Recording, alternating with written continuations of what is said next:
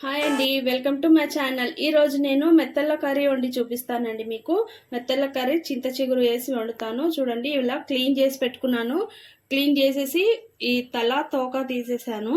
కొంచెం సేపు వాటర్లో వేసి నానబెట్టుకుంటే ఈజీగా వచ్చేసిందండి. ఇక్కడ ఉంటుంది కదా బ్లాక్ది, అది తీసేసాను అనమాట. లాస్ట్ టైం వండినప్పుడు అది నాకు తెలియలేదు. అది అలాగే ఉంచేసి వండినప్పుడు ఏమైందంటే కూర చేదొచ్చిందండి. ఈసారి కాసేపు వాటర్లో నానబెట్టి తీసేస్తే ఈజీగా వచ్చేసిందండి. ఇలా క్లీన్గా ఉంది చూడండి. ఇప్పుడు ఆ బ్లాక్ అనేది పోయిందనుకోండి, మనకు చేదు ఉండదు కూర.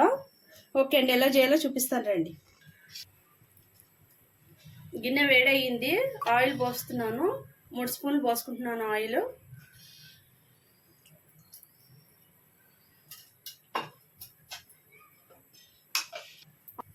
ఆయిల్ వేడయిందండి, ఇప్పుడు ఆనియన్ వేస్తున్నాను. పెద్దది ఒక 2 తీసుకున్నానండి ఆనియన్. బాగా సన్నగా తరుక్కోవాలి ఆనియన్ మాత్రము.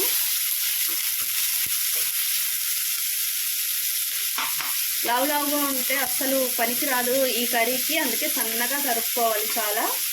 ఇలా 2 నిమిషాలు ఉంచుతాము. ఇది చింత చిగురు అండి.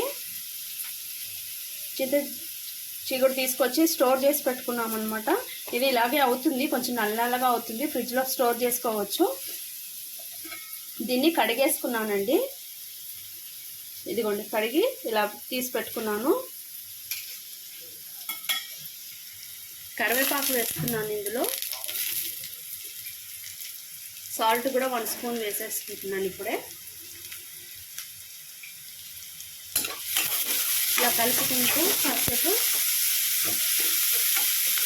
హై ఫ్లేమ్లో కాకుండా మీడియం ఫ్లేమ్లో పెట్టుకొని మనము కుక్ చేసుకున్నాం అనుకోండి, ఈ కర్రీ చాలా బాగా కుక్ అవుతుంది. ఆనియన్ కూడా ఈవెన్గా అన్నీ ఉడుకుతాయండి. చాలా బాగుంటుంది టేస్ట్ ఈ కర్రీది. మనం గబగబా అయిపోవాలని హై ఫ్లేమ్లో పెట్టేసి వంట చేసేసాం అనుకోండి, అస్సలు బాగోదు. ఇవన్నీ కచ్చపచ్చగా ఉండిపోతాయి. ఈ చింత చిగురు కడిగి పెట్టుకున్నాను కదండి, దీంట్లోంచి గట్టిగా పిండేసుకోవాలి వాటర్ని. ఇలా పిండేసుకొని ఇప్పుడు మనము ఆనియన్ చూడండి బ్రౌన్ కలర్గా వచ్చేసింది. ఇప్పుడు ఇందులో వేసేసుకుందాము.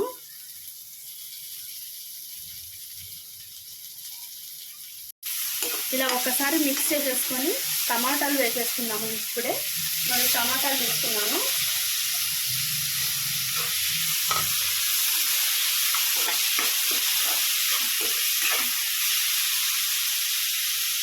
ఇప్పుడు కొంచెం పసుపు వేసుకుంటున్నాను. తర్వాత 2 స్పూన్ల కారము, ధనియా పౌడర్ 1 స్పూను,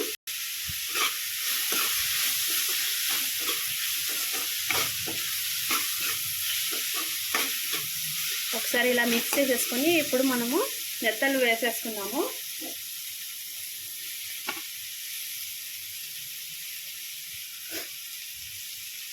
మనం మెత్తలు వేసుకున్న తర్వాత మెల్లిగా కలుపుకోవాలండి.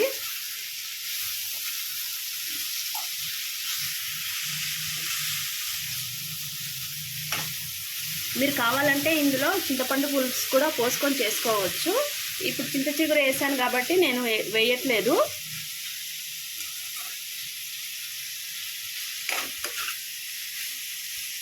ఇలాగే ఒక 2 మినిట్స్ వరకు మూత పెడదామండి. వాటర్ ఏం పోయొద్దు. ఇప్పుడే 2 మినిట్స్ అయ్యిందండి.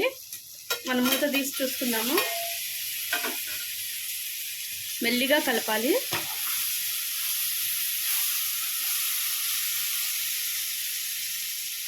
ఇప్పుడు మనం దీంట్లో కొద్దిగా అండి, చాలా తక్కువ వాటర్ పోస్తున్నాము.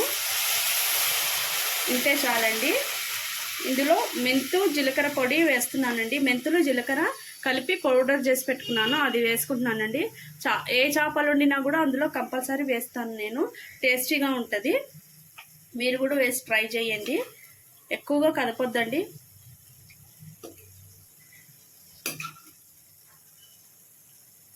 ఇలాగే మళ్ళీ ఒక 5 మినిట్స్ సిమ్లో పెట్టి ఉడికిచ్చేసుకుందామండి. అయిపోయిందండి, మూత తీసి తీసుకుందాము. ఓకే అండి, కర్రీ రెడీ అయిపోయింది మనది. చూసారు కదా ఎంత ఈజీగా అయిపోయిందో. కర్రీ. మీకు నా వీడియో నచ్చితే లైక్ చేయండి, షేర్ చేయండి, సబ్స్క్రైబ్ చేయడం మర్చిపోకండి. ఒకసారి తిని చూడండి, తప్పకుండా మీకు తెలుస్తుంది ఎంత టేస్టీగా ఉందో. ఓకే అండి, థ్యాంక్ యూ, బాయ్.